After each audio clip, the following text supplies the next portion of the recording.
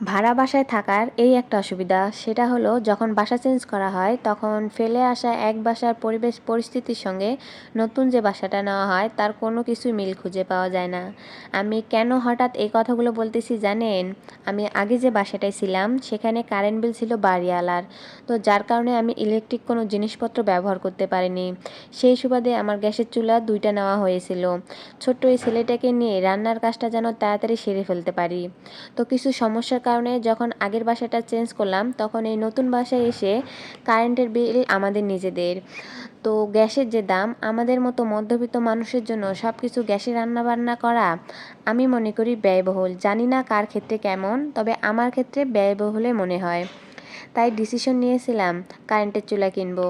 তো আমি অলরেডি কারেন্টের চুলা কিনেও নিয়েছি, সেই ভিডিওটা আপনাদের সঙ্গে শেয়ার করেছি। তো আমি যেহেতু ডেলি লাইফস্টাইল ব্লগ ভিডিওগুলো আপনাদের সঙ্গে শেয়ার করি, যার কারণে আমি চেষ্টা করি আমি প্রতিদিন কী কী করি সেটা আপনাদের সঙ্গে শেয়ার করার। তো এই তো বললাম, কারেন্টের চুলা কিনে নেওয়ার পরে আমি পড়ে গেছিলাম মহা একটা বিপদে। তো কী বিপদ! আমার চুলা রাখার যে স্পেসটা, সেটা কারেন্টের চুলা কেনার পরে 2 চুলা, কারেন্টের চুলা প্লাস রাইস কুকার, আমার স্পেসটা একেবারেই ছোট হয়ে যায়।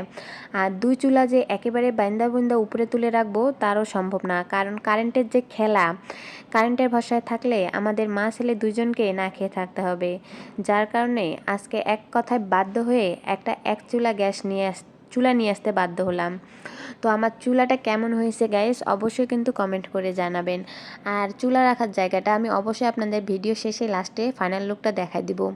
তার মাঝখানে এদিকে ছেলে আর বাবার ছোট্ট একটা দুষ্টুমি আপনাদের সঙ্গে শেয়ার করব।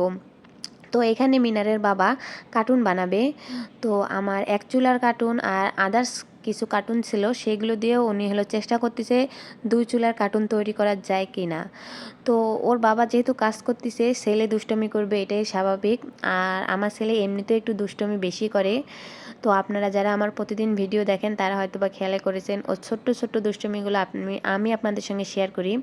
তো এদিকে দেখেন কি করছে, ও মুখের মধ্যে টেপ মারে নিছে। আর এই কাজে ওর বাবাও ওকে সাহায্য করতেছে।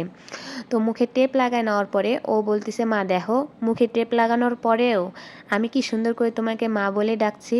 তো যাই হোক, আমার ছেলেটা মাশাআল্লাহ অনেক অ্যাক্টিভ, ওর জন্য সবাই দোয়া করবেন। আর এই হচ্ছে আমার চুলা রাখার ফাইনাল লুক।